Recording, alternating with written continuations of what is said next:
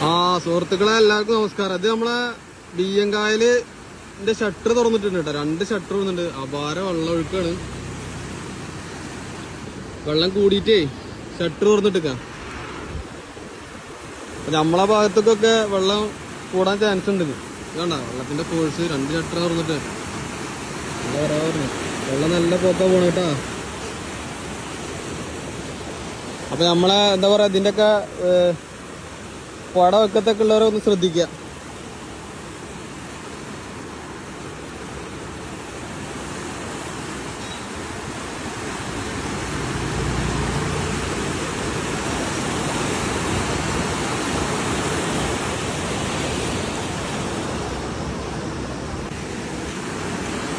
Okay എന്താ പോക്ക്. പാഞ്ഞു പോണ്.